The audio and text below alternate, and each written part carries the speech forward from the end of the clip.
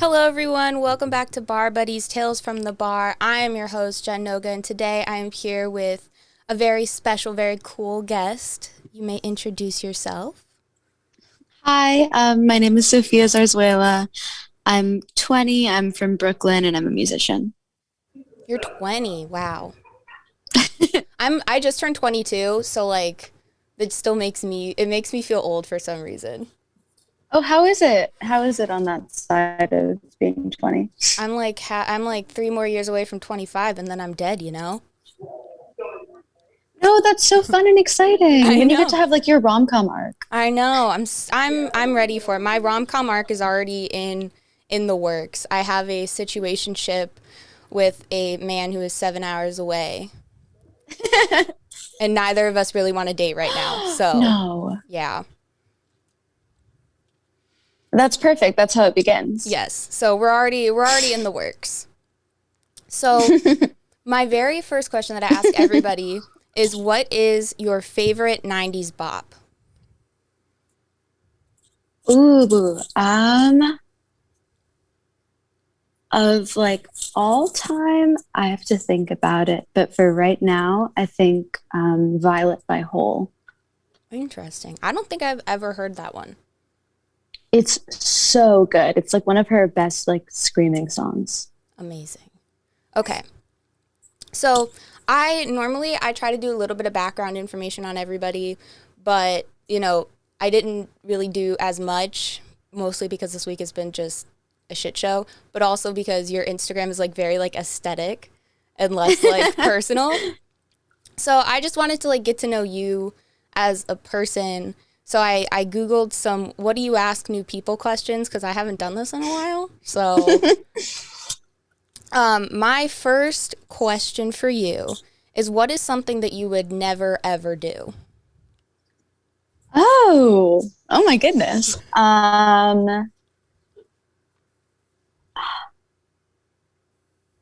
Work in finance.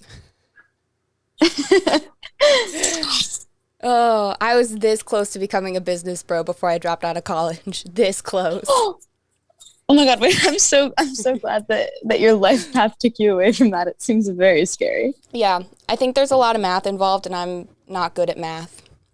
Hmm. I said, I'm gay, I'm not good at math. No, yeah, exactly. Um, why not does finance just seem scary because it's like full of dude bros, or is it just like the math aspect? Okay, so I've been thinking about it a lot lately because I'm like a reverent fan of Riverdale, and they just did a 7-year time jump, and they put Veronica into she's like a Wall Street banker, I think. She like keeps calling herself like the she-wolf of Wall Street. And so it's been on the forefront of my mind and it just seems like a nightmare. Okay, speaking of Riverdale, please just tell me what the fuck is going on in your words because I watched season 1 and everything that I know about Riverdale from here on out is from my friend Mira and she hasn't watched in a while, but I saw that like they did, I don't know. I don't know what the fuck's going on. Okay, basically, it's like a work of genius, postmodern masterpiece, etc. Like every single season, they take 4 or 5 of the main characters and they give them each different plot lines that are super rooted in either like movie tropes or specific movies or like books. So like there will be serial killers, and then suddenly like Jughead is like doing the secret history, and uh, like there's like everyone's addicted to like heroin and like playing like Dungeons and Dragons. And then they just did a 7-year time jump. So now they're all adults. And like Betty is like in the FBI and she's like doing Silence of the Lambs. And like Veronica, if you've seen Uncut Gems with like Adam Sandler, Veronica is Adam Sandler in Uncut Gems. So yeah, it's like genius and really good. I all I remember about Riverdale are a few things. Polly and Jason were cousins. Yes. And that was like right off the bat. So they told us who they were going to be very, very quickly. That Jailhouse Rock, the epic highs and lows of high school football. That one is like that's the one episode that I can't. Like normally like I think it's like very campy and very smart, but that is the one episode that I cannot watch. it hurts. I watch it from afar because I don't know. It scares me just a little bit because Well, they referenced that in last night's episode. Like in the 7 year time jump, Archie wants to bring back Riverdale's football team, and Jughead's like, as long as you don't bring up the epic highs and lows of high school football again, you can become self-aware. it's scary a little bit to me because I look at it and I go, people get paid to write this. And then it makes me feel a little. It seems so fun. It makes me feel a little bit better that no matter whatever I produce, I can always compare it to Riverdale. Not like in a bad way, but in like a. My dream, I want to find my way onto that writer's staff. I think I would do great things for the show. If you do, you got to let me know if they do a Coke with the same writers of 13 Reasons Why. Yes, absolutely. They share some of the same actors, so. Oh, perfect. Which ones? Chances are high. Do you know? Yeah, season 1, Reggie Mantle. Oh, yes, I do remember. He switched onto 13 Reasons Why, and then they recast him. Yeah, I do. I am a fan of Ross Butler. What a man. But what other TV shows do you like? Oh my God, I love TV. Like I like TV is like the way through which I understand the world. It's such a big thing for me. My other huge show is Buffy the Vampire Slayer. I have seen it like a million times. I'm rewatching it right now. I think it's so genius. But otherwise, I just really like gauzy, trashy teenage TV. Like I just restarted Pretty Little Liars. My friends have been really into Teen Wolf for a while. Like anything with that like tinge to it. I love Teen Wolf. I have seen it all 100 episodes. There's some very big leaps that you have to make for it, but I own 3 Teen Wolf hoodies. That's how into Teen Wolf I was. So that rocks. I embrace my trashiness because I have a lot of friends who are older than me, so that's how we stay connected. Is sometimes we'll rewatch these shows and I'll be like, how the fuck? I was like. The plot, because they go from one season where they're sophomores and then the next season they're seniors, but no time has passed, and I went, where'd the time go? What happened? It's crazy. It's so interesting.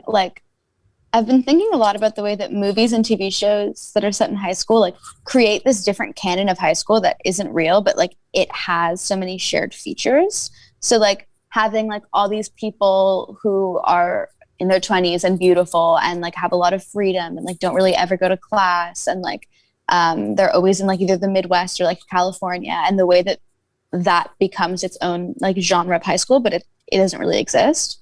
It's very cool.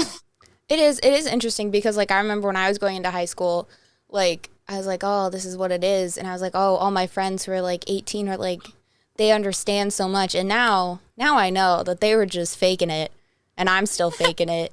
But have you ever seen? Yes. Have you ever seen Not Another Teen Movie? I love that movie. I actually last month all of my friends were on acid, and I wasn't because that scares me. But as they came up on acid, that was the movie that we watched. Nice. What was their experience? Because I want to know what that movie is like. I feel like it's enhanced by drugs. It was already good, but I feel like it's enhanced by drugs. They were really into it. I remember at a certain point, one of my friends being like, are their faces supposed to be moving around on the screen this much? And I was like, I don't think so. But they were really into it, which is good because I kind of thought it was going to be a movie that I was going to watch alone. It's that movie to me seems like what you would be very into based on the very little information I know about TV shows. Yeah. So the next question, I wrote them all out of order because I have ADHD, so all good. So is TikTok your claim to fame in your friend group? No, not at all, actually. 2 of my closest friends are significantly more on TikTok than I am. I had never, this was my first, or one of my first videos to blow up on TikTok. There's this, my friends and I are always joking about this genre of TikToks that's like the help me girl TikTok. And it's like a girl and she's like really fucked up and she's lip syncing to something. And everyone in the comments is like, oh my God, I hope you get home safe. And so a bunch of my friends were like living together in a house and we had taken Molly. And like all night I was like, I have to make a help me girl TikTok. I want to blow up. I want to be like the other girls. And then I took like a video of me taking out my contacts. And for whatever reason, it like boosted and got traction. And I think that's part of the reason why the videos that I uploaded of my music were able to like reach as many people as they did. Do you feel like TikTok has helped your like your streaming numbers? Yes. Before I uploaded like the 3 videos that I did, I had like 200 monthly listeners, and now I have 2,700. Wow. So like an incredible amount. That's a lot. Yeah. That's really good though, because I'm friends with a band called Last Youth, and I went, you know, when they had like this song, their first song had less than 1,000 streams, and now they're like at 11,000 like monthly listeners in like 3 years. Wow. And I was like, yeah, that's always really good, especially because the Spotify game is hard. It's really, really hard. That's the thing. And I feel like being someone who's like young and like literate in social media, like I know so little about the music industry, but I'm like, I do watch people blow up like on TikTok or like on Tumblr. So like that's going to be like my promotional route until I learn more. Okay, so Tumblr. How long? Yes. How long have you been on Tumblr? I've been on Tumblr since like 2012 or 2013. Oh my God, girl, same. Yeah. We are, okay. So, we're veterans. Yes. Were you a part of like Super Hulock Tumblr? Yes. Okay. Except I didn't really watch Sherlock or Supernatural. I just kind of pretended that I did so that I could like get in with all the Doctor Who kids. Were you? Yeah, I was. I watched Doctor Who and Sherlock, but I got through like 2 seasons of Supernatural before I was like, eh. But yeah, I think it's the weakest link, although it's still running, which is insane. Yeah. No, I think they ended. I think they finally ended. Thank God. Well, they just like had those 2 characters like kiss and go to like super gay hell. Yeah. Recently. Or I remember. I think from what it was Cass said, I love you to Dean, and then he went to Turbo Hell. And then right, yeah. And then Dean got impaled by a rusty knife and got tinnitus, and then Sam was the only one that got to grow old. Wait, that's great. I didn't get that much information. That is insane, actually. Because all of that, you know, the way that information circulates on the internet is very... And he had like this really shitty Party City wig to show, you know, and the glasses to show that he's old. Because I think it was a mess. But yeah, Doctor Who's still going. I don't watch it anymore, but I have a very fond place in my heart for Super Hulock. Yes, absolutely, me too. And I still go on Tumblr. I go on Tumblr to lurk, and I read fan fiction. Because I'm making my way through Criminal Minds, and I'm on season 7. And so now I'm like, I know enough to be like, I want to read fanfic about these characters. And Tumblr is the only place that you can consistently go to get like good stuff. It's where you get everything. I feel like being like on Tumblr at a young age and being on like Super Hulock, like Tumblr and whatever, was like a place where me and a lot of people I know figured out from a really young age how much fun it is to be like obsessed with something. And like Tumblr is like the most indulgent place to like find a niche of something you really like and find other people who are really funny and really like it. Yeah, because I remember that's how I got introduced to Buffy the Vampire Slayer, actually. I have to like go through and like actually watch it, and I've seen episodes here and there, but because I'm terrible at watching TV, and I have the attention span of like about... Oh, my Tamagotchi says hello. God, it's so cute. Yeah, he's so tiny. I don't know what he wants. Well, let's see. Probably turn the sound off, actually. What does he want? I named him Kenneth. Is it like one of the new ones? It's like, yeah, it's one of the, I got it at Target for like $20. Oh, wow. Wait, I want one. I remember like the first day that I got to college, like seeing this boy, and he had like a Tamagotchi like attached to like his like Carhartt jeans. And I thought it was the coolest thing I'd ever seen. I had the version 3 one, which was like, I think a little bit bigger than these, but you could like connect them with other people's Tamagotchis. So I found one on eBay for about the same price as this, so I bought it. And it'll Oh, help. cool. Yeah, this is the problem with the ADHD, as I'm like, Tamagotchis, because I didn't even think about it today until I went to Target, and this lady was on the phone really loud. She was like, "What kind of batteries do we need for the Tamagotchi?" And then I was like, Tamagotchi? So now I've parked my cart in Target in the middle of an aisle, and I'm like, does Target sell Tamagotchis? And if so, where are they? Oh my God, it was like intercepted by fate. It was. I was thinking about it, and I said, Tamagotchis. But hopefully this one doesn't die, because I I have a bad track record. I have faith. I have faith in you and I your rearing abilities. because now they describe them as, so they don't die. They go back to their alien planet because Oh, they're interesting. aliens. So you And have then to, they like respawn. yes. So they'll give you a Okay. new one, and I like Okay. that a lot better than coming home from school and finding the dead little egg with the wings. Yeah, that is really sad. That shit haunts me forever. I think about that all the time. So you said that you're not very familiar with the music industry, but so I take it you're independent and you release everything on your own. What is that like, especially being 20 and in college? Yeah, so I work really closely on my music with my dad, or I did on this album, and I believe that I will in future albums. And my dad is a musician, and he works as a sound engineer for television now, but was working full time as a musician for a while in his 20s and 30s. So he knows a good amount, and I've been kind of like learning from him. And but otherwise, I just use this website, DistroKid, where you pay like $50 and you can like put as much music up as you want. But it's cool. It's like really, really low pressure, I think. I've been putting up music on Bandcamp since I was 14. So it used to be like really, really scary. And like now it's not so much, but I definitely want to look into, like, I think I'm going to like try to reach out to record labels and try to get signed, and kind of like situate myself so that when I graduate college, I can go into doing what I want, but it's for sure scary. Yeah. Because my dad is also a musician. He's in a dad band with a bunch of other dads. Cute. Yeah, that's where my future's at. But I love that you work with your dad. That's amazing. Because I'm not good at writing songs. I'm not a performer anymore. So I just steal my dad's podcasting board, and this is it. This is the equivalent. He showed me how to work the board once, and that was it. Mm-hmm.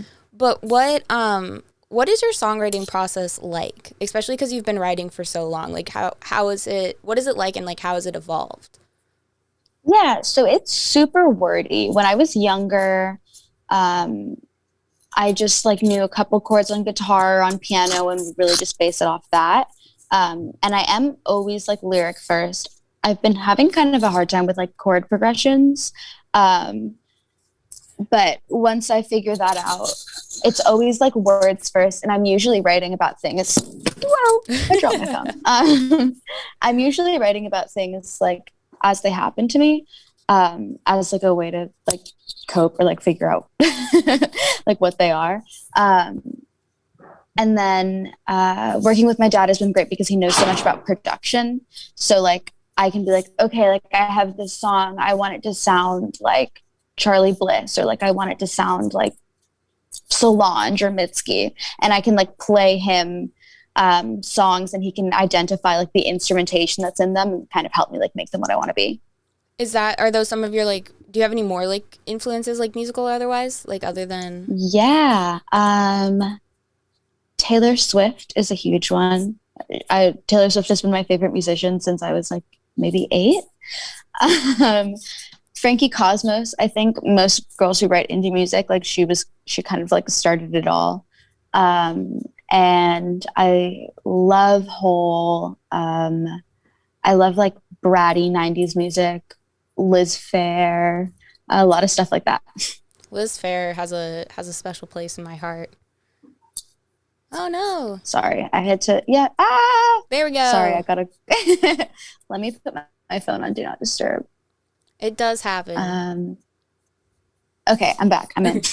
It does happen because the first one that I did, because I did this over the summer, when like quarantine happened, like that particular era, and then when I restarted this a couple of months ago, I forgot to turn my computer on Do Not Disturb, and I was using my AirPods, so I had my volume up all the way because I can't hear for shit, right? And then the group chat started blowing up. So now my ears are like, oh no. So now my computer is pinging and my ears are ringing, and I was like, everybody just take a pause. I was like, I need everything. I just like quiet. Silence. Yeah. Does that ever happen to you? Like when you're in the middle of something and then the group chat? Yes, for sure. I in fact, my group chat just now was like blowing up because like 2 of our friends started going out, I guess, from what I gleaned. And I was like, I need to not read this right now. That's juicy information because I'm not even involved, but that's always super fun when you're just like. Right? I'm excited to observe now. Yeah. Because then you get to go back and you get to see everything instead of waiting for it in real time. The waiting game is the hardest, but it is worth it because then I don't have to wait for it. It's like binge watching TV shows, right? I watch 2 shows that are live right now, and that's it. And everything else is completed because then I don't have to wait. It's nice to have everything, but also there's something like I watch every Wednesday night or every Thursday night with like all of my friends, like religiously we are watching the new episode of Riverdale. Nothing can come between us and watching the new episode of Riverdale. And I like it. It gets me through my week. Mine is WandaVision on Friday, so I literally was just watching WandaVision before this, and I had to fix my makeup because I was like crying, and I'm not really a crier. And then I watch 911 on Mondays with my friend Lauren, and that's like our thing. I have no idea what WandaVision is, but I see things about it all the time, and it seems to be like rife with comparisons and like metaphors. Yeah. WandaVision, the TLDR is that I guess there really is no TLDR when it comes to Marvel. She was a part of phase 2, I think. Yeah. And she was introduced in the second Avengers movie, and now we're following her post Avengers Endgame, I think because it was Infinity War, then Endgame. And so now we're trying to figure out what the fuck is going on. How did she make so this last episode really delved into her past on how the fuck this entire series got started and then where she's gonna go. Because Marvel is just, it's very convoluted, and it opens up a lot of doors to different possibilities, like comic wise. I'm such a huge comic nerd. That was my Tumblr niche after Super Hulot kind of died down. It was the X-Men. So you've got Spider-Man, kind of, he was in his own universe, and then Marvel incorporated him, and right now you got the X-Men over in their own universe, and now they're kind of weaving it in because they took the X-Men version of the same character, the Marvel, and they used the same actor to play the same character. It's very convoluted, but now they're like, they're bringing that in. It kind of, now that I'm explaining it, it does kind of sound like Riverdale. It sounds very similar. Is X-Men and like Avengers, do they overlap? So in the comics they do, but right now in the movies they don't. Personally, I think the rebooted version of the X-Men were really good up until Dark Phoenix, because that one was just trash. And then, but they're gonna bring them in because now Disney owns Fox, which owns the X-Men. So they're gonna bring them in this way through this show that'll lead us to the next big movie, which is Doctor Strange in the Multiverse of Madness. So then they'll bring him in. At least that's what I think. I don't know for sure. But that's just my educated... Oh, that rocks. That's my educated nerd guess. It's my That rocks. I hope they do. it's my educated info dump for today. My other really fun. Have you seen the movie After, or the second one? Yes. Okay. After We Collided? Yes. Are you aware that those started as Harry Styles fanfic? Of course. Okay. My favorite thing to tell all of my friends is new information, is that there is a direct link between 9/11 and the Harry Styles fanfic movie. Would you like to hear it? No, yes, right. It's like Gerard Way, 9/11. Yeah, you know what's up. I'm so glad that we're on the same wavelength, and I love that for us. Yes, it's insane. And it there's like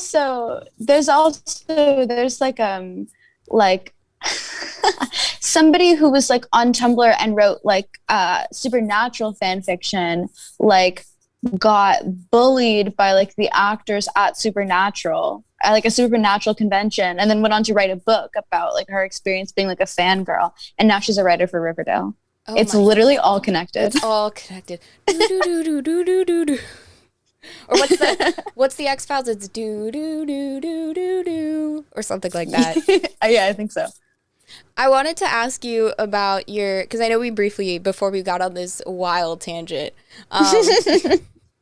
this is how it happens. These are the best kinds of conversations. But I did want to ask you, songwriting wise, 121 Elm Street. What's the story behind that? Yeah, that's the dorm I lived in my sophomore year, which was last year, and that's when I wrote most of my songs. And I am obsessed with horror movies, and I'm obsessed with like kind of like classic suburban like Americana, because I'm from New York City. So like I would see that in TV, but like I didn't really understand like what it was like. And so obviously Elm Street, Nightmare on Elm Street, and there are a lot of like old comics that take place on Elm Street.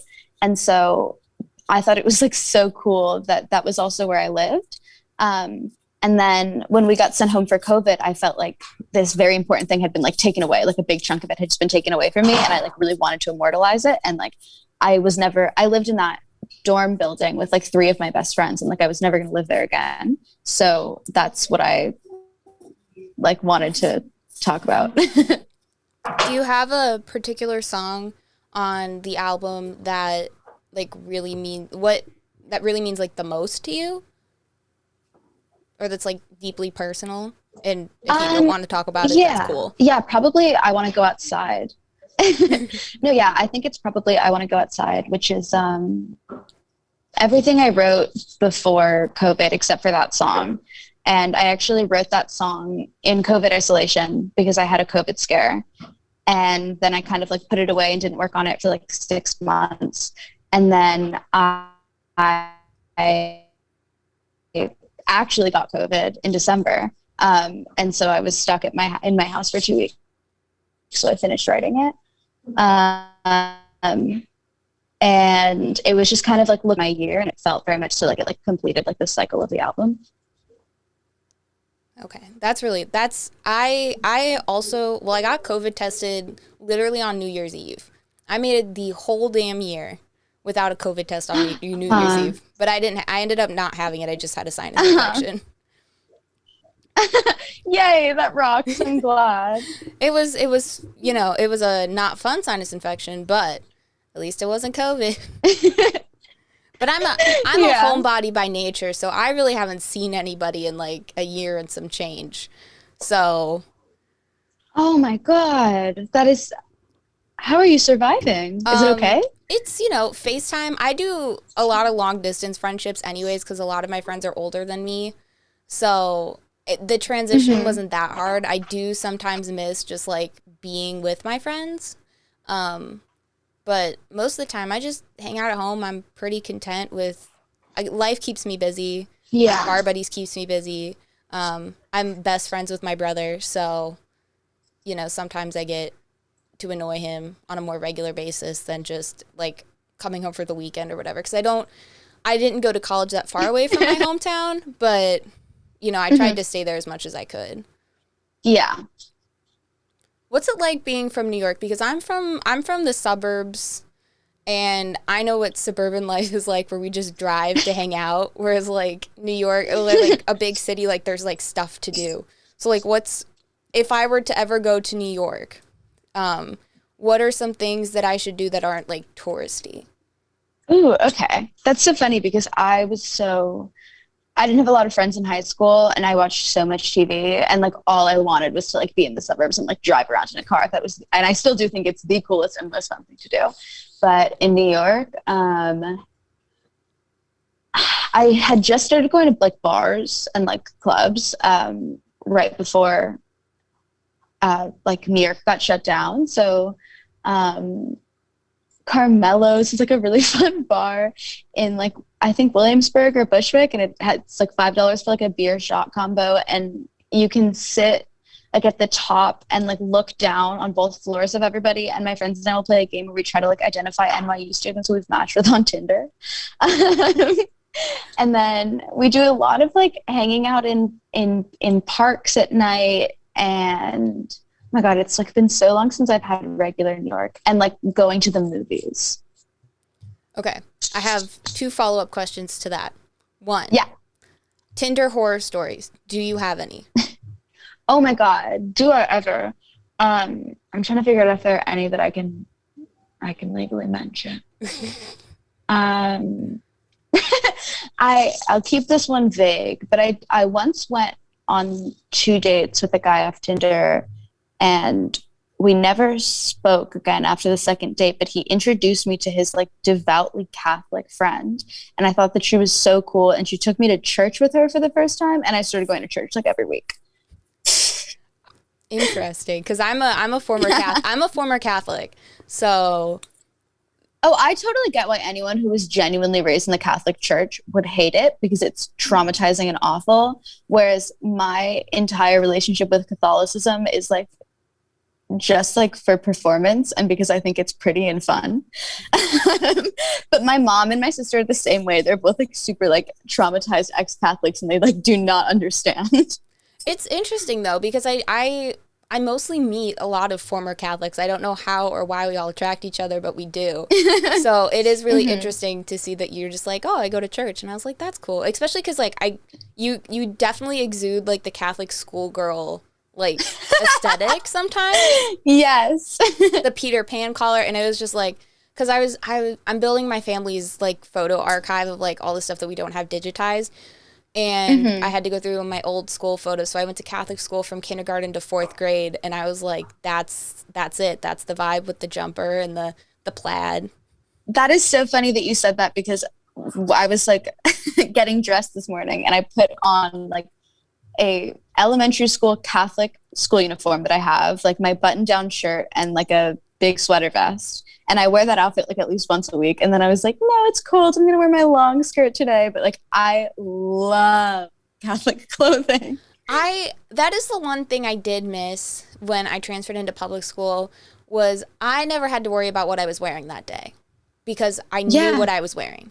Now. Exactly. Now I got to spend. Now you have to think about it. And it's funny. It's me and like all of my close female friends, like all kind of dressed that way. Like I remember living in a house with like 4 of my friends, and like within a week we had all worn like white button down shirts and like plaid school uniforms. In fact, like my friend who was just in this room and left was wearing like that exact outfit today. But it's nice because it's kind of like a uniform. Like you don't have to think about it. Yeah. It's just, there's not a lot of thinking that goes on up here to begin with. So to be like, oh, I have to think about what I'm wearing. Like this outfit today was outfit number 3. I was gonna go. I have a lot of vintage clothes now, because I am recovering from an eating disorder, so my clothes don't fit anymore, which is good. And so now I'm getting into like what I really like now as an adult. So it's more like vintage clothing and vintage jeans. So I was gonna wear this 70s school teacher like style dress. But then I was like, I'm going to Target and I don't want to, and I don't want to wear a dress outside because there's snow on the ground. So I was like, my legs are going to be cold. I know. I don't know what it was, but that I had that urge to wear it, and then I didn't. But it's really pretty. It's like this like burnt orange bottom and like this really funky like top, like button up. It's beautiful. But It sounds gorgeous. I have some pretty I have a 1980s like ball gown, like a very like vintage like gown. I don't know what I'm gonna do with it, but it was really pretty and I couldn't pass it up. So my second follow-up was to the movies. What movies did you guys like to go and see? I would see literally anything. I had Movie Pass for a while in like 2017, which was like this cool thing where like you would pay $15 a month and you could go see like an unlimited amount of movies. So I would see literally everything that was in theaters. And that was the year of like Ladybird and Call Me by Your Name. But generally, I love horror and I will see like any horror in theaters because I think it's like such a perfect thing to go see in theaters. And then during COVID, a drive-in movie theater opened and it played like a lot of like vintage stuff and my vintage like old movies, and my friend had like an in to go for free, so we went like every single night because it was the only thing to do. Our nearest drive-in movie is like closer to where I went to college, but I'm a wuss when it comes to horror, and I don't like psychological horror. I find myself very bored. So I saw Hereditary in theaters, and I was bored the whole time. And everyone's like, what? And I was like, yeah, I was like bored. And It's not very good. I don't understand. I'm so with you. I don't understand why everyone was like, it's the scariest movie of our generation. Like, I'm sorry. No, they're lying. Scary stories to tell in the dark really did me in. Because I watched that. I didn't watch it on Halloween. I watched it on November 1st. And there was like a thunderstorm rolling in at the same time because, of course, for comedic effect. And I was like, that one I liked. But I very rarely like horror, especially if it's psychological. But I like horror when it's like it's themed. So like Anna and the Apocalypse was like a zombie movie, but it was a Christmas musical. So I really like horror when it's like that, where it's like a comedy or something else. Like it like blends like genres because I'm a big genre blender. Do you like Scream? I feel like that's like a classic genre blender. I watched Scream the TV series actually. So good. It's so good. I really wish that they had gotten picked up with the original cast for season 3 instead of the new cast, because I really just didn't give a shit. Season 3, the writing also, it just like wasn't very good. As much as I love Tyler Posey, because I'm pretty sure he was in that, like I just did not give a shit about it. To me, because like they do that Halloween special and then that's it. Right. Oh my God, I forgot about that. They're all like transported to the island. God, it was so good. Like, I need to know what happened. But is Ladybird any good? Because I've only seen Booksmart. Oh, yes. I didn't love Booksmart. I loved Ladybird. It also like, it came out when I was like a senior in high school, and like it felt like when I was in middle school, I changed my name to Kat, like Kat Valentine, Ariana Grande's character on Victorious, because I was just obsessed with her. And it worked. Like I got people to call me that for years, and I have friends and like friends' parents who still call me that to this day.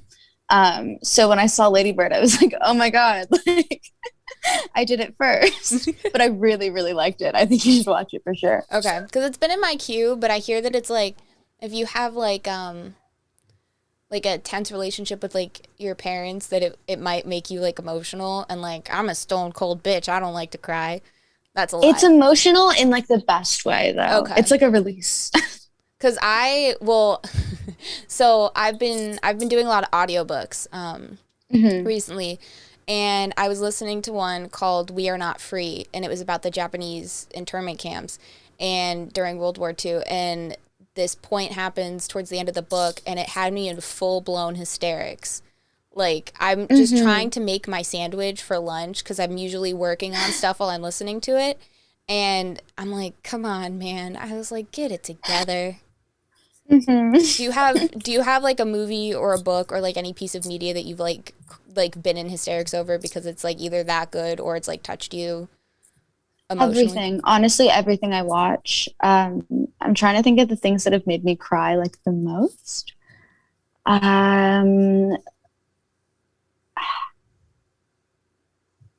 Any movie or show that's like about like two girl best friends who have like any kind of like tense relationship. So like the new episode of Euphoria made me sob. Like Thoroughbreds, um, Heavenly Creatures, 13, like they all follow a very similar formula of like being a young girl and being like in a very like queer coded intense female friendship, and those always like really get to me. So I'm gonna switch gears again, and be like, hey, where do you see yourself in the next couple of years? Like, where do you hope to be in the next couple of years? Yeah, well, graduating college, and I really want to be able to be a musician full time. But I really want to do set design and costume design for TV, and like my absolute dream would be to be working for like Riverdale or like the equivalent, like to just like have so much fun like writing something crazy. And I really want to work on like independent feminist horror. That sounds awesome. I think independent and anything independent, especially like feminist, there's just something, I don't know, maybe it's just because the storytelling is better. It's not is like it's not like there's no male gaze, I guess is the phrase I'm looking for. Because you see that a lot in everything. Everything's all about the men. Yeah, totally. In everything. I said, do men deserve rights? The answer is no. No. That's okay. It's fine. I'll get canceled for that. Whatever. Like 3 people will probably listen to this, but one of them will be like, but not all men. And I said, well. One of them will cancel you. Yeah. It wouldn't be the first time. It won't be the last time. I have many. My mug says the tears of my enemies on it. I don't know if you can read it because it's backwards, but this is where they all go. And I enjoy them every day. Perfect. Yep. Coffee. So what do you hope never changes, like within your music or your life in general? I have this thing with college wherein like I see it as being like very beautiful and exciting and like kind of cinematic, and I've always been afraid that once I leave college, because college is so like reminiscent of like high school movies, that'll go away. So I hope that I will continue to see my life as feeling like I'm in like a movie for like ever. Like you're the main character, like the main character trend on. Do you think you're a main character? No, not even. Like I just want to feel like I am doing things that are like beautiful and important. Do you think of yourself more as like a main character or like a side character, like a background character? I think it's genre dependent.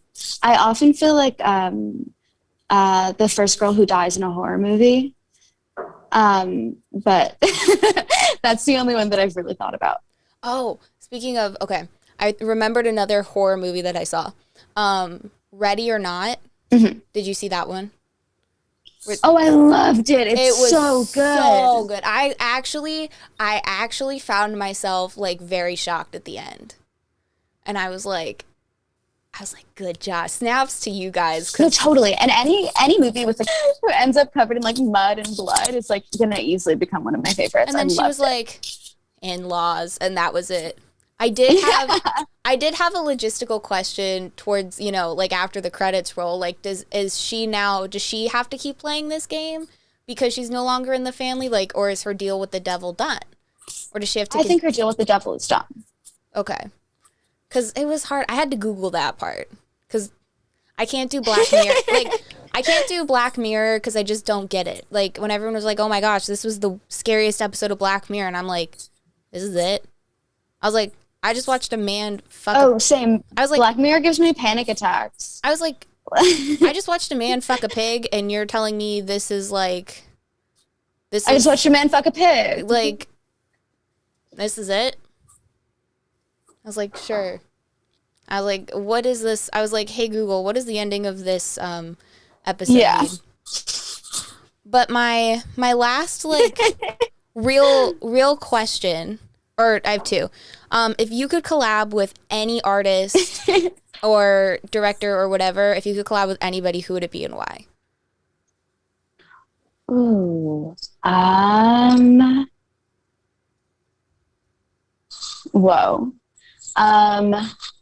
Okay, I've got a couple bouncing around in my head, but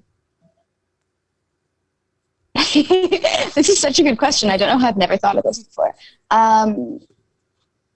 Solange. She's just like such a genius and like has cultivated a sound that is like so uniquely hers, and like her production and like everything are just very, very, very impressive to me. And then my last question is, what advice would you give to creatives or people who are just starting out? Stop worrying about being embarrassed all the time, because like everything is embarrassing no matter what you do. That is very true. I've just embraced it. Yeah, exactly.